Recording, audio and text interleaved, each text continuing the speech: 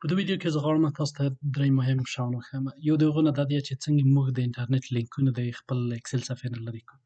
که چیرې تاسو دغه آبي رنګه ځای ووینئ یا لاس پرې تشکیلېږي، که چیرې راشئ موږ فرضاً په ریژن باندې کلیک کړو، دلته نه د جمع علامه ده.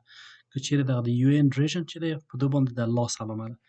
لاس علامه چې ورته لیدل کېږي د دې معنا دا ده چې دا د انټرنیټ د صفحې سره وصل دی. د دې په خاطر چې وکړلی شو موږ دا د منځه یوسو، اسانه لارې دا ده چې دې ته راشو، چپه کلیک پرې وکړو، چپه کلیک هم چې پرې وکړو موږ ته به دغه سفر خلاصه شي.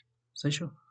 نو په دې ځای کې تاسو کړلی شئ چې هایپر لینک ایډیټ کړئ او هایپر لینک د منځه یوسئ، ریموو هایپر لینک. صحیح شو؟ نو که چیرې اوس تاسو وګورئ دا عادي د جمع علامه ده، هغه کوم فارمټ او دا شیان چې ورته کړي وو هغه هم د منځه ورته ځي. صحیح شو؟ دا یوه مهم موضوع. دویمه موضوع دا ده چې څنګه موږ کړلی شو د په اسانه طریقه باندې ټول جدول یو شکل کړو. مثلا ټول غاړو د دغو ریژن په شاه باندې هم بولډ وي او هم رنګ ولري. تاسو به راشئ دغه د هوم په مینو کې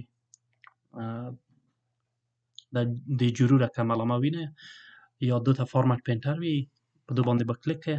دم چې کلیک کړو راشئ هغه صفحه چې یا هغه سیل یا هغه کالم چې تاسو غواړئ چې د دو په رقم باندې کړئ په هغه باندې کلیک کړئ. مثلا په دې وخت کې موږ غواړو چې د یو این ریژن د ریژن په رقم باندې رنګ واخلي او فارمټ یې د رقم شي. نو تاسو ته وینئ چې یو این ریژن هم د رقم شو. اوس به راشو بیا به یو بل لینک د منځه یوسو، مثلا په د پاپولیشن کې 2020 باندې به کلیک کړو، دلته به راشو ریموو هایپر لینک. صحیح شو؟